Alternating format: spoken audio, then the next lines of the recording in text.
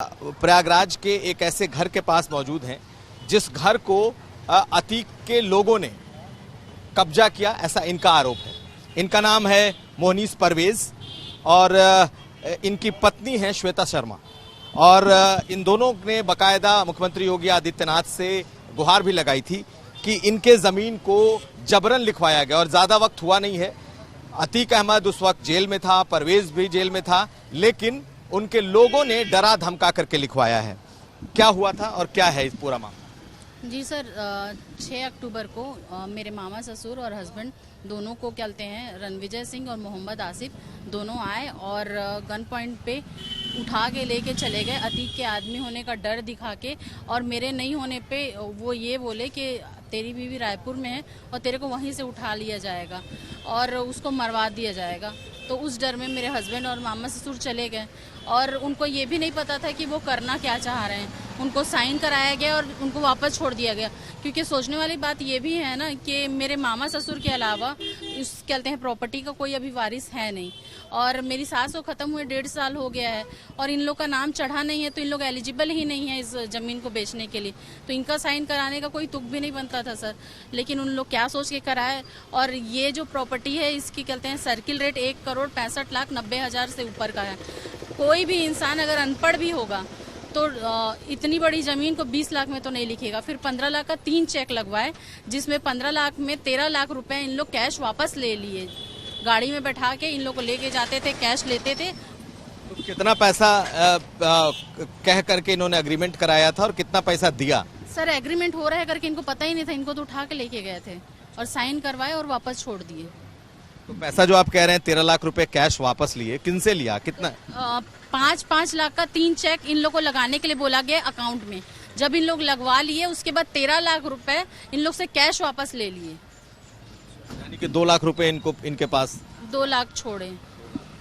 मोहनीस, आप के साथ क्या हुआ था? जी, इन्होंने पहले डरा धमका के हमसे मामला यह है कि इन लोगों ने डराया धमकाया। यहीं से लोग हमको ले गए थे, हमें और मामा को यहाँ से बैठा के ले गए थे। उन्होंने अतीक का नाम बोल के बोला कि अतीक के आदमी है और गन पॉइंट पे ले गए थे बैठा के। और कचहरी में रणविजय सिंह और आसिफ और इनके कई और लोग थे, उन्होंने वहाँ पे साइन करवा लिया हमसे।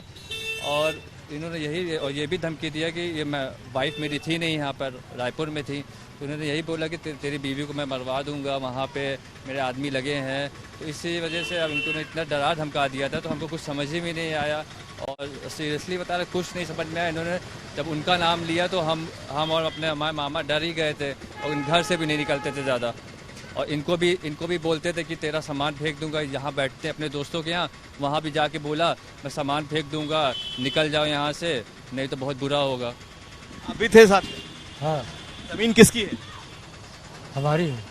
आपकी जमीन? हाँ जी। और बिना पैसे दिए, मतलब 2 लाख रुपए दिए और पूरी जमीन लिखा ली? हाँ, मेरा पैसा लिए लिखा लिया, दीवार नपका के लिखा लिया, मार देगा, ये कर दूंगा, धमकी देगा, ये सामान उठा के फेंक देगा, तो रजिस्ट्री करो या ना करो, हमारा मकान है, ऐसे गुंडा ही दिखा रहा था।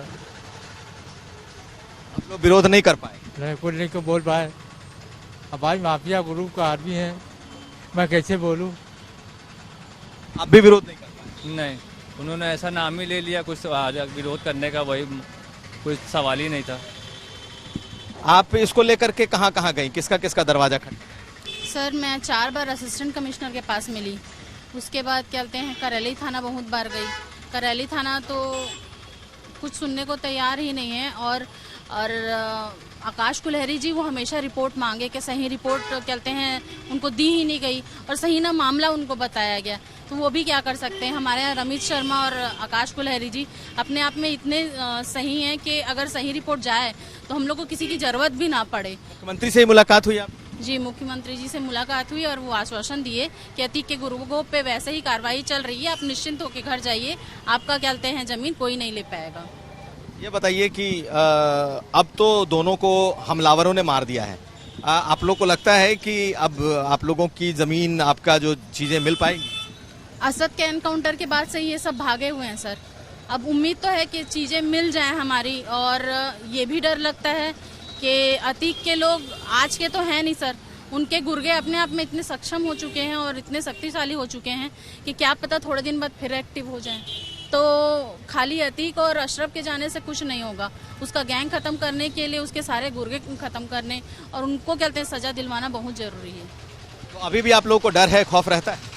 सर डर तो रहता है, और यहाँ तक कि क्या बोलते हैं, ये सोचते हैं कि जब कुछ ऊपर नीचे जैसे अशरफ और अतीक जब क्या बोलते हैं हमला हुआ, असद का हमला हुआ, उसके बाद ये डर लगने लग जाता है कि कोई आके हमसे खून नस ना निकाले, क्योंकि मेरा मीडिया में बाइट आता रहता है और उस चीज़ का डर मेरे घर वालों को लगा रहता है। मैके से फ़ोन आता है मेरे पापा का कि बेटा क्या बोलते हैं जो भी है थोड़ा सा घर से नहीं निकलना, लेकिन अगर मैं नहीं निकलूंगी, अगर मैं नहीं दौड़ूंगी तो मेरी चीज़ चली जाएगी, और ऐसे भी ज़िंदगी से क्या मतलब, मैं कब तक अपना कहते हैं देखती रहूंगी। सर मैं काम करती हूँ और 2 लोग हैं जिनको मेरे को कहते हैं चलाना है, इनकी भी कहते हैं, मेरी भी सारी जिम्मेदारी मेरे ऊपर है। अगर तो मेरे को बताइए सर, अगर मैं डर के रहूंगी तो फिर मेरी तो ज़िंदगी नहीं चलेगी।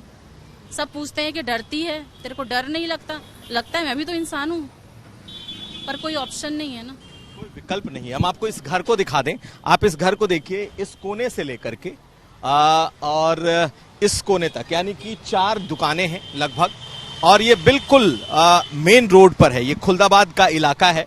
और अगर आप देखें सड़क देखें तो चौड़ी सी सड़क है और ये करोड़ों की जमीन है।